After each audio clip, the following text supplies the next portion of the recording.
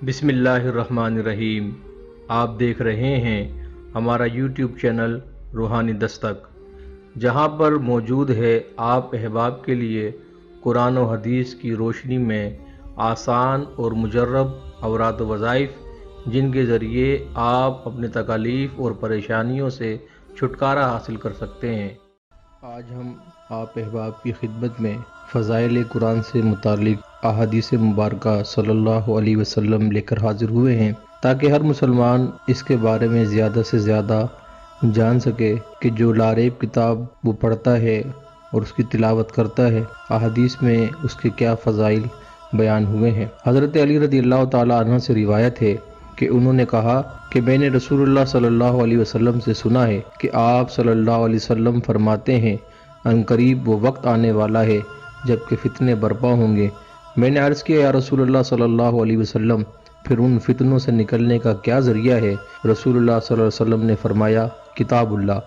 کیونکہ اس میں تم سے قبل کے حالات اور تم سے بعد کی خبریں اور تمہارے مابین معاملات کا حکم ہے، اور وہ فضل ہے کہ کوئی ہزل یعنی ظرافت، ہنسی مذاق نہیں، جو جبار شخص اسے چھوڑ دے گا اللہ پاک اسے ختم کر دے گا، اور جو شخص قرآن کے سوا کسی اور کتاب میں ہدایت کو تلاش کرے گا اللہ تعالیٰ اس کو گمراہ کر دے گا۔ قرآن ہی ایسی چیز ہے کہ اس کو نفسانی خواہشات لغزش میں نہیں لا سکتی،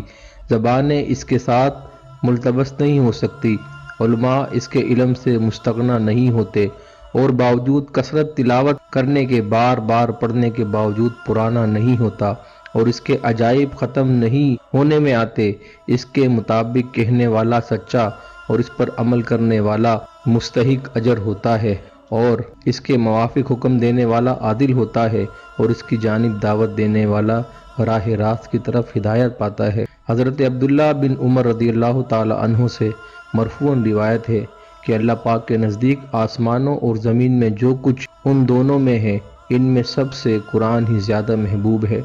حضرت شداد بن اوس رضی اللہ تعالی عنہ سے روایت ہے کہ جو مسلمان لیٹتے ہوئے کتاب اللہ کی کوئی صورت پڑھ لیتا ہے، اللہ تعالیٰ اس پر ایک فرشتے کو محافظ مقرر کر دیتا ہے،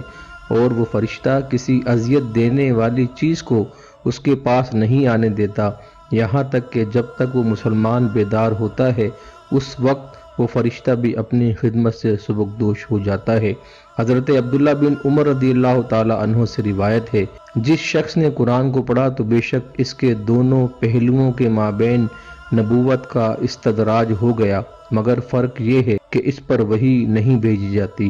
اور صاحب قرآن کو یہ بات شائع نشان نہیں کہ وہ جد کرے اور جہالت کرنے والے کے ساتھ جہالت کرے، حالانکہ اس کا سینہ قرآن سے منور ہو۔ حضرت انس رضی اللہ تعالی عنہ سے روایت ہے کہ جس گھر میں قرآن پڑھا جاتا ہے اس میں خیر و برکت کی کثرت ہوتی ہے، اور جس گھر میں قرآن نہیں پڑھا جاتا اس کی خیر و برکت گھٹ جاتی ہے۔ حضرت عمر رضی اللہ تعالی عنہ کی حدیث نقل کی گئی کہ 3 اشخاص کو سخت خوف قیامت کے ہنگامے کا کچھ ڈر نہ ہوگا، اور اس سے حساب نہ پوچھا جائے گا، بلکہ وہ مخلوق کا حساب ہونے سے فراغت کے وقت تک ایک مشک کے ٹیلے پر کھڑے رہیں گے، من جملہ ان کے کہ وہ ایک شخص جس نے محض خدا کے واسطے قرآن پڑھا ہے اور اس کی قرات کی حالت میں ایسی قوم کی امامت کی جو اس سے راضی ہے۔ حضرت ابو ہریرہ رضی اللہ تعالی عنہ سے روایت ہے، قرآن کریم ایسی توانگری ہے کہ اس کے بعد ہوتا ہی نہیں، اور نہ اس کے برابر کوئی اور توانگری ہے۔ امام احمد رحمۃ اللہ علیہ نے عقبہ بن عامر رضی اللہ تعالی عنہ سے روایت کی ہے، اگر قرآن کسی کھال میں ہو تو آگ اس کو نہیں جلا سکتی۔ یہاں کھال سے مومن کا قلب اور اس کا باطن مراد ہے، جس میں اس نے قرآن بھر لیا، اور ایک عالم کا قول ہے کہ جس شخص نے قرآن کو جمع کیا پھر بھی دوزخ میں گیا تو وہ خنزیر سے بدتر ہے۔ طبرانی نے عصمت بن مالک رضی اللہ تعالی عنہ سے روایت کی ہے، اگر قرآن کسی کھال میں جمع کر دیا جائے تو آگ اس کو نہ جلا سکے گی۔ یہی راوی روایت کرتے ہیں، اگر قرآن کسی کھال میں ہو تو اس کو آگ نہ چھو سکے گی۔ طبرانی نے انس بن مالک رضی اللہ تعالی عنہ سے روایت کی، جس شخص نے قرآن کو اس طرح پڑھا کہ وہ رات دن پڑھتا رہا، اس کے حلال کو حلال اور اس کے حرام کو حرام سمجھا تو اللہ تعالیٰ اس کے گوشت اور خون کو آگ پر حرام کر دے گا، یعنی آگ اسے نہ جلا سکے گی، اور اس شخص کو بزرگ اور نیک لکھنے والوں کے ہمراہ رکھے گا، یہاں تک کہ جب قیامت کا دن آئے گا اس دن قرآن اس کے لیے حجت ہوگا۔ حضرت انس رضی اللہ تعالی عنہ سے مرفوعاً روایت ہے، قرآن شافع، مشفع اور ماجد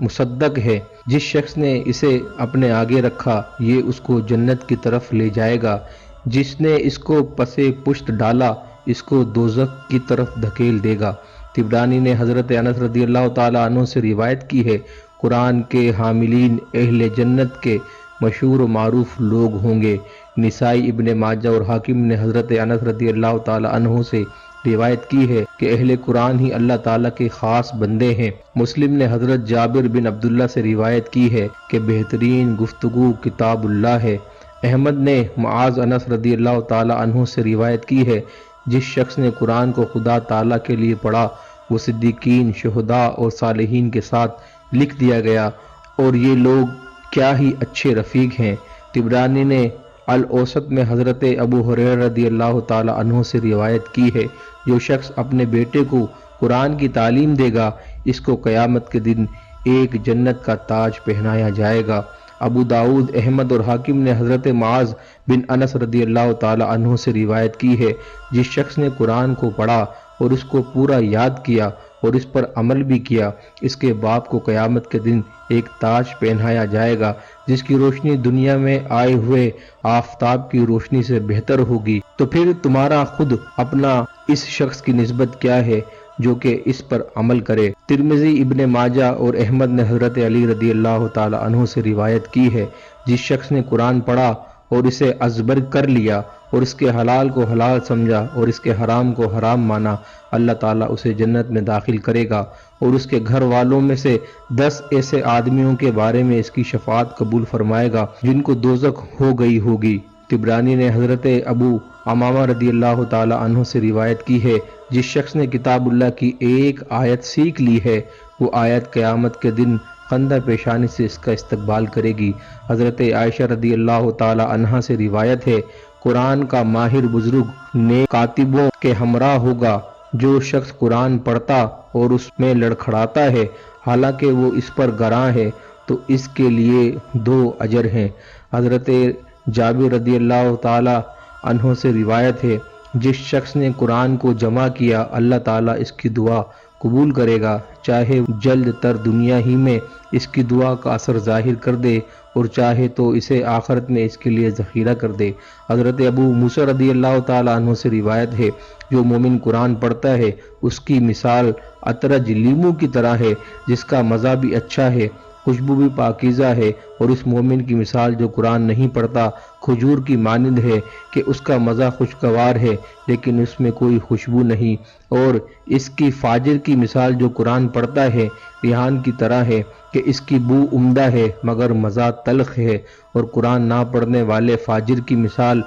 اندازائن کے پھل کی طرح ہے جس کا مزہ بھی تلخ ہے اور کوئی خوشبو بھی نہیں۔ حضرت عثمان رضی اللہ تعالی عنہ سے روایت ہے کہ تم میں اچھا، اور ایک روایت میں تم سے افضل کے لفظ آئے ہیں، وہ شخص ہے جو قرآن سیکھے اور دوسروں کو سکھائے۔ بہقی نے الاسماء میں اس پر اتنا اور اضافہ کیا ہے، اور قرآن کی بزرگی تمام کاموں پر ایسی ہے جیسے کہ خدا کی فضیلت اس کی تمام مخلوقات پر ہے۔ حضرت ابن عباس رضی اللہ تعالی عنہ سے روایت ہے، بے شک وہ شخص جس کے پیٹ میں قرآن کا کچھ حصہ نہیں وہ اس گھر کی طرح ہے جو ویران ہو۔ حضرت ابو ذر غفاری رضی اللہ تعالی عنہ سے روایت ہے، بے شک یہ بات کہ تو صبح کو قرآن کی ایک آیت سیکھے تیرے لیے نماز کی 100 رکعت ادا کرنے سے زیادہ بہتر ہے۔ حضرت ابن عباس رضی اللہ تعالی عنہ سے روایت ہے، جس شخص نے کتاب اللہ کو سیکھا اور پھر جو کچھ اس میں ہے اس کی پیروی کی تو اللہ تعالیٰ اسے قرآن کے وسیلے سے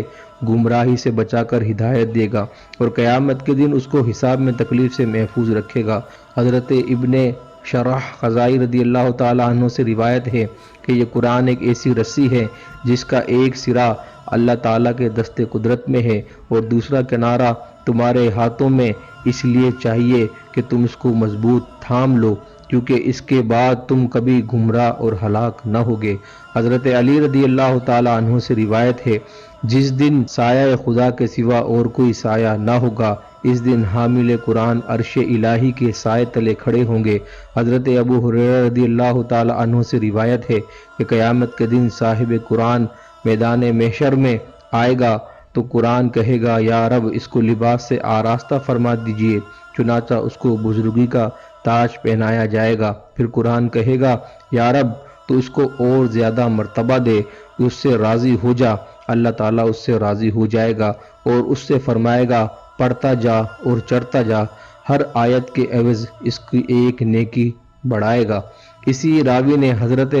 عبداللہ بن عمر رضی اللہ تعالیٰ عنہ سے روایت کی کہ روزہ اور قرآن یہ دونوں بندے کی شفاعت کریں گے۔ اگر آپ کو ہماری آج کی ویڈیو پسند آئی ہو تو ہمارے چینل کو سبسکرائب کریں،